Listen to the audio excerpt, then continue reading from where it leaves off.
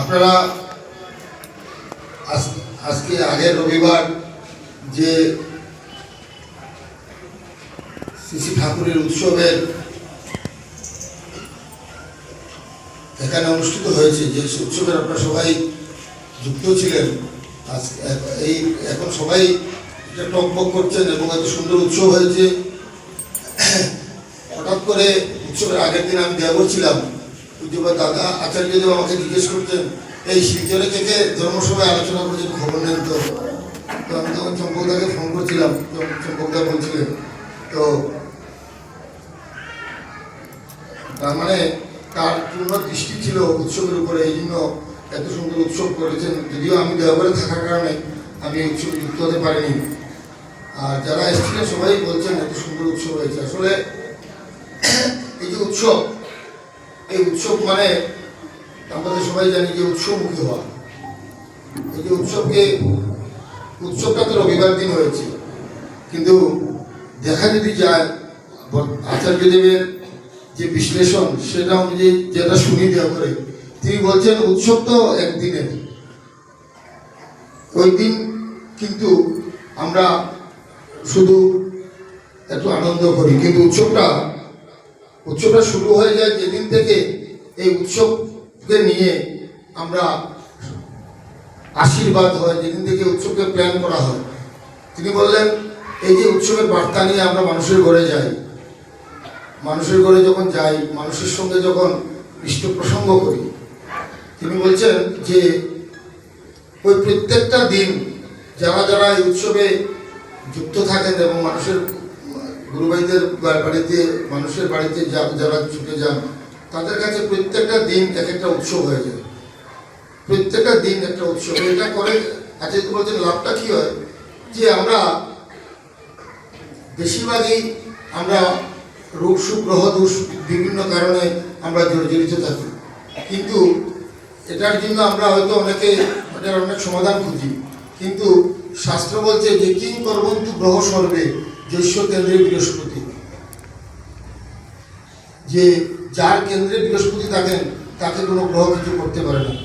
আচার্যদেব বলছেন যে কেন্দ্রে বৃহস্পতি থাকবেন কি করে, তিনি বলছেন যে নাহম তিষ্ঠাম বৈকুণ্ঠে নচ যোগিনাম হৃদয়ে মদভক্তাম যত্র গায়ন্তি তত্র প্রতিষ্ঠান, যে আমার ভক্তরা যেখানে আমার গুণকীর্তন করে সেখানে আমি উপস্থিত থাকি। এই যে উৎসবকে কেন্দ্র করে, ডিপিওয়ার্সকে কেন্দ্র করে, এই যে কোনো ঋত্বিক দাদাকে নিয়ে আমরা দীক্ষার কাজে বেরোলাম, না ঋত্বিক দাদাকে খুশি করার জন্য বেরোই, না ঠাকুরকে খুশি করার জন্য বেরোই, আমরা একটা কারণেই বেরোই। এই বেরোটা হলো যে ওই যে কিছুক্ষণ সময় যে তার রসাস্বাদন করলাম, এই যে তাকে নিয়ে যে আমরা তার লীলা মাহাত্ম্য আমরা গল্প করলাম, সেই সময়টুকু কি হলো, তিনি আমার সঙ্গে উপস্থিত থাকলেন। আর তিনি যখন আমার সঙ্গে উপস্থিত থাকলেন, তখন আমার রোগ সুখ গ্রহ দোষ বুদ্ধি কেউ আমাকে কিছু করতে পারে না। তাই আমরা এই প্রাণপণে উৎসবের চেষ্টা করি। পরম পূজ্যপাদ শ্রী শ্রী আচার্যদেব আমাদেরকে এইভাবে নিত্য কাজ করতে করতে তিনি বলছেন, এইভাবে যখন আমরা বিভিন্নভাবে ডিপি ওয়ার্কস হোক, মন্দিরের কনস্ট্রাকশনই হোক, বা উৎসবই হোক, বা আমরা মানে সৎসঙ্গই হোক, এই যে বিষয়গুলাকে নিয়ে আমরা যখন আমরা একটা চিন্তা করতে থাকি, করতে করতে আমাদের কি হয়, ঠাকুরের প্রতি কিছু না কিছু একটা ভালোবাসা জন্মায়। বলছেন তিনি যে একটা মেয়ের আমার সঙ্গে বিয়ে হলো, মেয়েটাকে আমি বিয়ের দিন পর্যন্ত জানতাম না মেয়েটা দেখতে কেমন, মেয়েটা মানুষ কীরকম। বিয়ের দিন অবধি, বিয়ের লগ্ন অবধি হয়তো আমার মনে হয় থাকছে মেয়েটা কীরকম হবে, এখানে সংসার করতে পারবো কিনা, এরকম কত কথা থাকে। কিন্তু তিনি বলছেন যে বিয়ের পর দেখা যায় এই মেয়ের সঙ্গে আমার একটা সম্পর্ক এমন হয়ে যায় যে এই মানুষটাকে ছাড়া আমার জীবনটা যেন অধুরা থাকে। ঠিক ঠাকুরকে নিয়ে আমরা যে কর্মযোগ্য তিনি দিয়েছেন, দেখা যায় সৎসঙ্গতেই একটা কর্মযোগ্য, কারণ একমাত্র সৎসঙ্গ একটা প্ল্যাটফর্ম যেখানে প্রত্যেকটা মানুষ কিভাবে ঈশ্বরের হয়ে উঠতে পারে। আমাদের জীবনের যে উদ্দেশ্য, আমাদের জীবনের একটাই উদ্দেশ্য, ঠাকুরকে না ধরে কেউ জানতে পারবে না আমাদের উদ্দেশ্য কি। আমাদের জীবনের একটাই উদ্দেশ্য যে ঈশ্বর প্রাপ্তি। এই যে ঈশ্বর প্রাপ্তির সঙ্গে আমরা ঈশ্বর আপ্তি তার মনজ্ঞ হয়ে ওঠা। আমি ঠাকুরকে ভালোবাসি, তাই আমি তার সঙ্গে তার কাজ করি। আমি আচার্যদেবকে ভালো লাগে আমার, তাই সবসময় আমার মাথা থেকে একটা টেনশন থাকে যে এই কাজটা করবো, করলে যদি তিনি খুশি হন, এটা করে যাব তিনি যাতে খুশি হন। প্রত্যেকটা জিনিসের মধ্যে তিনি এবার আমাদের শ্রীভূমি জেলায় যখন উৎসবের কথা বললাম, তিনি বললেন যদি মাঠে করতে পারেন তাহলে আমার সঙ্গে কথা বলেন। তো সব গুরুভাইকে জিজ্ঞেস করলাম, সবাই রাজি হলো, গেলাম ওইখানে। তো এইভাবে তিনি বলেন প্রথম একটা কাজ করবেন, আমাকে আপনি অ্যাসিউরিটি দিতে হবে যে প্রত্যেকটা গুরুভাই বাড়িতে আপনাকে নিমন্ত্রণ করেছেন জেলার। তো এখন দেখা যায় অনেক সময় আমরা যখন উৎসবের প্রোগ্রাম বা এগুলো দেই, অনেক বাড়িতে পড়ে থাকে, এগুলো কেউ করে না।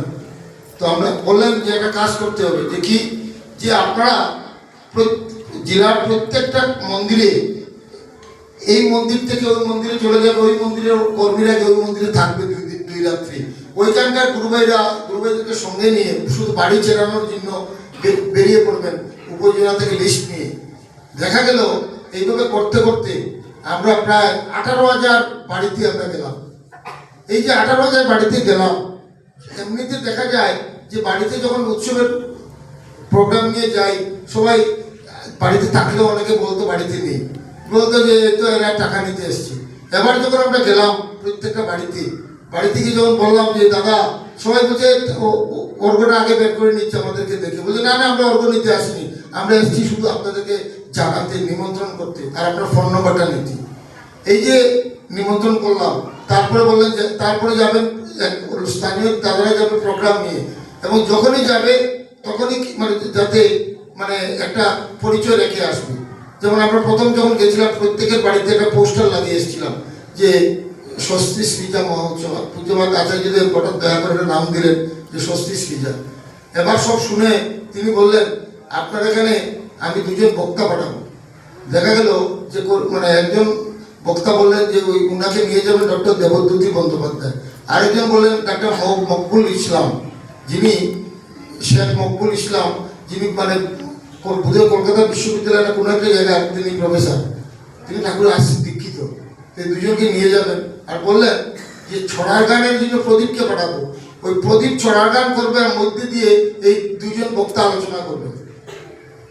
তো এইভাবে আমরা করছি। হঠাৎ করে দেখা গেল পূজ্যপাদ গোবিন্দ দাদা দয়া করে বললেন যে আমি মনোজকে এবং গোবিন্দকে পাঠাবো আপনাদের হোয়াইট ব্যান্ডেড, আপনি এই কি কি করতে হবে আপনি জেনে নেন। তো এইভাবে তিনি বললেন। আসার দিন আমাকে বললেন শিলচরে গিয়ে চম্পকদাকে বলে আসবেন যে উৎসবে যেন উপস্থিত থাকে, নিমন্ত্রণ করে আসবেন, এবং শিলচরের গুরুভাইদেরকে প্রত্যেককে জানান দিয়ে আসবেন যে উৎসবে যাওয়ার জন্য। তো আমার আজকে এখানে আসার একটাই মানে উদ্দেশ্য হলো যে আপনারা মানে সবাই যদি দয়া করে মানে এই উৎসবে যুক্ত যান, আমরা মানে সবাই আনন্দ পাবো। আর এবং আমার মনে হয় আচার্যদেব খুশি হবেন। এই যে আসার একটাই লক্ষ্য হলো যে তিনি তো ওইখান থেকে দেখতে পাচ্ছেন আমি এলাম কিনা, জানালাম কিনা। আজকে আসার উদ্দেশ্য হলো আপনাদেরকে সবাইকে নিমন্ত্রণ করা। আমাকে হঠাৎ করে টিটুদা গান করতে বললেন, আমি তো ওইসব গানের তালবাল জানি না, মাঝে মাঝে হঠাৎ করে ঝুঁক উঠে কীর্তন করি। তো মনে হলো এই কিছুক্ষণ সময় কিছু লোকের সঙ্গে কাজের বিভিন্ন উৎসবের কথা বলছিলাম, মাথাটা যেন জাম হয়ে গেছিল। কীর্তন করার সুযোগ বলার সঙ্গে ভাবলাম না এটাকে ইউজ করে নিই, তাহলে মাথাটা ফ্রি হয়ে যাবে। এই জন্য মাথাটা ফ্রি করার জন্য কীর্তনটা করলাম। আর কথা হলো যে এই কীর্তনটা আমার এই কীর্তনের একটা বিশেষ ইয়ে হলো যে পূজ্যপাদ শ্রী দাদা যেদিন লাস্ট নাটমণ্ডপে বসেন দেওঘরে, অসুস্থ যখন ছিলেন তখন মাঝে মাঝে নাটমণ্ডপে বসতেন এসে, আমি করোনার সময় আমি ছিলাম, ওই দিন লাস্ট ওই কীর্তনটা আমাকে দিয়ে করিয়েছিল। তো তিনি কয়েকদিন থেকে আমাকে বলছিলেন তুই কীর্তন কর আমার সামনে। তো কীর্তন করেছিলাম। তো এই জন্য এই কীর্তনটা আমার কাছে যখনই করি তখন মনে হয় শ্রী দাদা যেন বসে আছে। তো যাই হোক, আপনাদের সবার কাছে আমার একান্ত প্রার্থনা, আপনারা সবাই এই উৎসবে যদি যান আমাদের মানে আমরা সবাই আনন্দ পাবো। একবার এই উৎসব নিয়ে হিমন্ত বিশ্ব শর্মা কলিয়া বলে শ্রী আচার্যদেবকে বলছিলেন যে দাদা এত বড় উৎসব, এটা 2-3 দিন করলে তো ভালো হতো। তো আচার্যদেব মজা করে বলছিলেন পেট্রোল পাম্পে পেট্রোল ভরতে কি সারাদিন বসে থেকে গাড়ি, পেট্রোল পাম্পে পেট্রোল ভরতে যায় কিছুক্ষণ, তেল ভরা হয়ে গেলে বেরিয়ে আসে। এই যে গুরুবেরা এসছে সবাই এখানে তেল ভরতে এসছে, মানে এখানে উদ্বুদ্ধ হতে এসছে, উদ্বুদ্ধ হয়ে বাড়ি চলে যায়। এই যে শিলচরে তো বড় উৎসব হলো, আমরা সবাই উদ্বুদ্ধ হলাম, সবাই আমরা পরিপূর্ণ হলাম। তো কর্মীও মানে আশা করবো আপনারা প্রার্থনা করবেন। আপনাদের কাছে তো আপনাদের 11 ভাগের 1 ভাগ আমরা, তাও মানে আপনাদেরকে দেখে দেখে আমরা অনেক দূর চলে এসেছি, এগিয়ে এসেছি। তাই আমরা যাতে আচার্যদেরকে খুশি করতে পারি, আমরা যাতে তাকে তৃপ্ত করতে পারি, তিনি যাতে আমাদেরকে মানে তার তার তার যাতে মঙ্গল ইচ্ছা আমাদের মধ্যে যদি পূরণ হয়, আপনারা দয়া করে আমাদের জন্য প্রার্থনা করবেন। কারণ আমাদের একটাই, আমাদের জীবনের একটাই ইচ্ছা, তোমারই হওয়ার সাধনা আমার যেন নাই যায় থামি। আমাদের একটাই কি মন্দির হলো, কি কেন্দ্র হলো, কি বিহার হলো, এগুলা কোনো জিনিস নাই। এই জন্য আমরা ঠাকুরকে ধরি, আমরা ঠাকুরকে ধরেছি তার হয়ে ওঠার জন্য। যে তার হয়ে ওঠার একটা স্টাইল বললেন, এই করলেন যে এই শিলচরে উৎসব করো, করিমগঞ্জে উৎসব করো, এই যে এই এখানে স্টিভিটি কাউন্টার হলো, এই যে বিভিন্ন কর্মযোগ্য যেগুলো হচ্ছে আমাদেরকে কোনো না কোনোভাবে তার সঙ্গে যেন বউয়ের সঙ্গে আমার সম্পর্কটা কী করে হলো, যে তার বিভিন্ন দায় দায়িত্ব আমি নিলাম, তার সেরা অভিমান মান অভিমান হলো দুজন, এরকম চলতে চলতে একটা সম্পর্ক চলে এলো। এইভাবে ঠাকুরের সঙ্গে বিভিন্ন কাজ নিয়ে অনেক সময় দেখা যায় যে কাজ হচ্ছে, হঠাৎ দেখা গেল চম্পকদা এই কাজটা করলেন, আমি বললাম না চম্পকদা এটা ঠিক হয়, এই যে এইভাবে করতে করতে, এটাও কিন্তু ঠাকুরের ইচ্ছা, কারণ তার ইচ্ছা ছাড়া গাছের পাতা যখন হেলে না, এগুলো করতে করতে তিনি আমাদেরকে পরীক্ষা করেন যে তুমি কতটুকু আমার প্রতি তোমার প্রেম তোমার হয়েছে, যে সমস্ত বাধা বিপত্তিকে তুমি অতিক্রম করে তুমি আমার হয়ে উঠতে পারো। যাই হোক, আমি আর এখানে লেকচার দিকে অনেক বিজ্ঞ ব্যক্তি আছেন, সবাই সর্বাঙ্গীন মঙ্গল কামনা করি, আর আশা করি আপনারা সবাই উৎসবে যাবেন, এই প্রার্থনা রেখে আমার বক্তব্য শেষ করছি। জয় গুরু, বন্দে মাতরম।